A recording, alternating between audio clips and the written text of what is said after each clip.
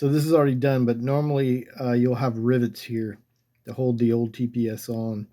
So what you have to do is you have to take a Dremel and Dremel a flathead line in the rivet. Now, these are really old throttle bodies. They're made that way.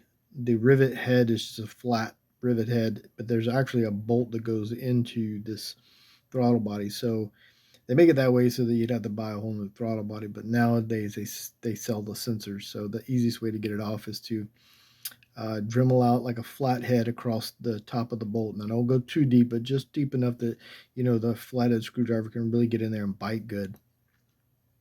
Once I get that done, I'll do the top one and the bottom one that way.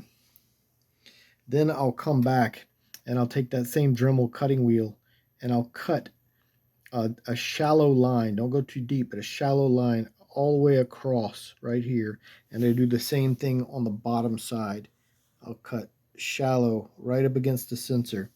And that way I can grab the sensor here and just break it off. Now you'll still have the edge here and the edge in the bottom.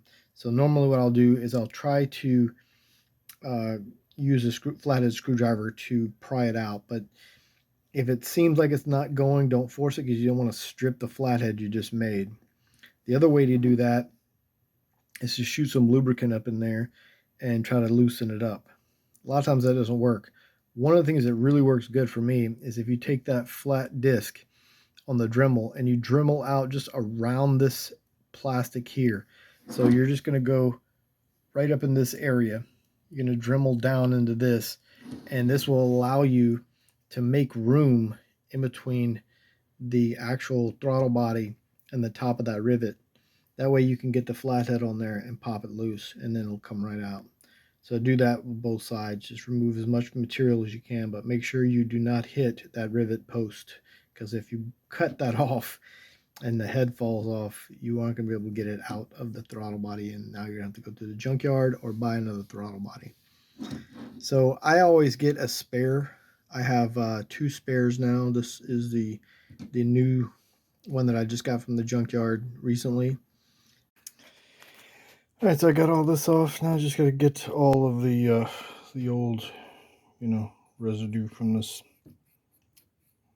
old gasket off. All right, so I got all of the material off this.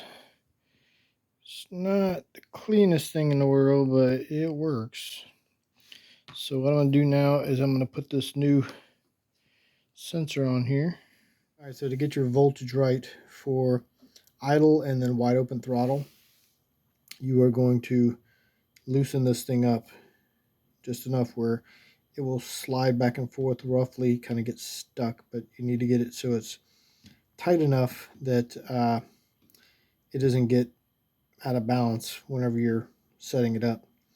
So make sure you tighten it tight enough, but enough where you can move it back and forth like this. And once you get it set to the right thing, tighten these down with an Allen wrench and you are good to go. All right, so to set the position of this so that it's right, it's 0.45 when it's set to your voltage. So you put your negative here, plug in your sensor, and then test by the red wire.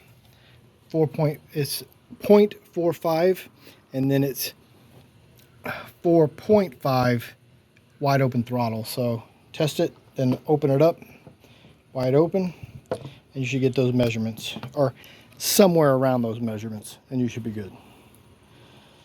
All right, hopefully that helps somebody.